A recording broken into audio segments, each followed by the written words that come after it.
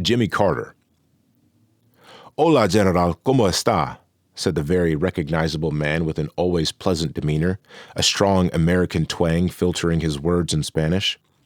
It was several days before the May 7th elections. Jimmy Carter, accompanied by his wife, had come to see me at my office in Fort Amador. Carter's Spanish was good enough so that the three of us could meet privately, without the need for interpreters or aides. Mrs. Carter spoke little, but jotted down notes on a writing pad. I didn't think much about it, but I suppose this encounter was unique for an American president, past or present.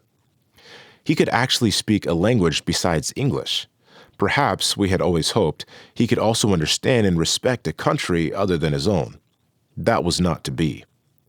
Carter had come to Panama as the head of a delegation approved to monitor the elections. He and his aide, Robert Pastor, along with officials from various other groups, had pressured us to accept such monitoring. We had been reluctant to do so, seeing it as a question of basic national sovereignty. I had argued weeks earlier with Pastor and others that given the United States' attitude, this would just be another infringement on our rights.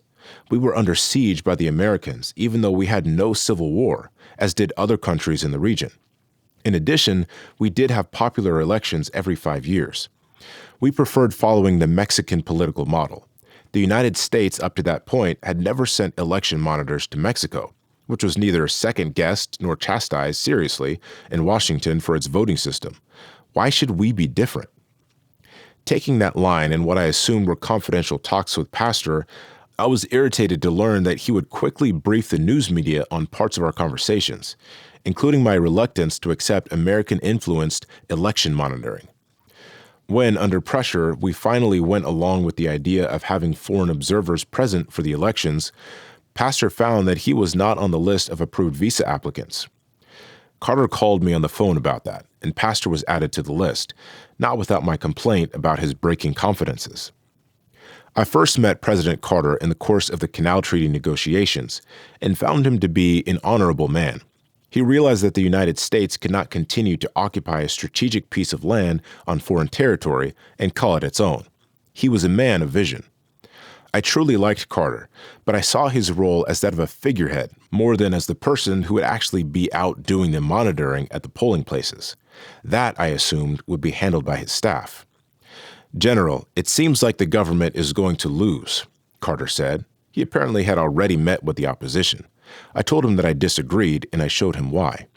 "First," I said, "after the Muse incident, there was no reason to give credence to anything the United States said or did concerning Panama. They were the ones commissioning the polls, which showed our Democratic Revolutionary Party in third place, sometimes even in fourth. We thought what they were doing was so blatantly cynical, so evident, that people would see through it. They always listed Ricardo Arias Calderon, one of the Civic Crusade's 2 vice presidential candidates, as the most popular politician in the country. Nobody believed that. We take our own surveys, precinct by precinct, and we're especially strong in rural and poor areas," I told him, pulling out some charts that had been prepared. "I doubt you'll win," Carter said, showing himself unmoved by what I had to say. I could feel that he was under the influence of what Gabriel Luis Galindo, the opposition, and the U.S. Embassy were saying. The meeting was short, and Carter was noncommittal. Afterward, I was surprised to find that the Americans had somehow bugged our entire conversation. Carter, of course, traveled with a security contingent that included Secret Service agents. But one member of the team was stationed outside the office, out on the grass behind the building. We had a man working close by him, pruning trees and cutting brush with a machete. The U.S. agent didn't realize that the gardener was also a PDF soldier assigned to the CIA liaison officer nearby. "The agent had the officer wired somehow," said a member of my intelligence team. "While he was doing the cleaning, the gardener could hear everything the two of you said." I was surprised and thought it would be unbecoming of Carter or his wife to carry in a bug to a private meeting. We never found out whether that was the case or whether perhaps a special long-distance listening device was used. I didn't see Carter again after that, but his complicity with the American plan became more and more clear. On Election Day, he apparently went to election headquarters and complained that he had seen a blatant case of falsifying a ballot. Magistrate Yolanda Pulice, the head of the Electoral Tribunal, said that his attitude and behavior had gone beyond his usually polite demeanor. Marching into the election office, Carter was heard by workers to berate one official. "Señor, usted es un ladrón. Sir, you are a thief." She rightly complained that this was interference in our affairs. The right approach would have been to file a formal complaint and allow an investigation. But Carter and the other election monitors fell into lockstep with the U.S. Embassy and the political opposition. Carter didn't come back and speak to me directly about his complaints. He spread word that aides prevented scheduling a meeting with me and that I had refused to see him, which was not true. He and Pastor, his aide, had my private telephone number and were accustomed to calling me without intermediaries of any kind, but they never called. While we did not have a sophisticated electoral tallying system, it was not a secretive operation.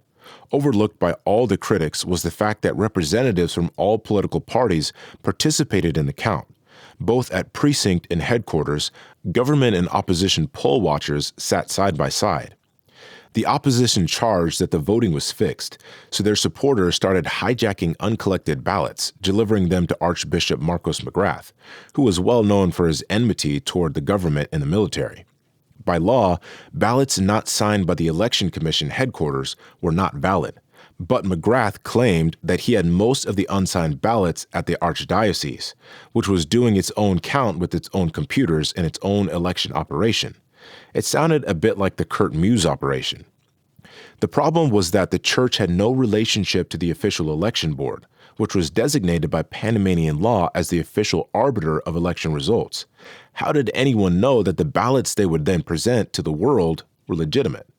The only answer could be based on the prejudice propagated all around us. The answer was, the gringos would say, Archbishop McGrath is an honorable church leader.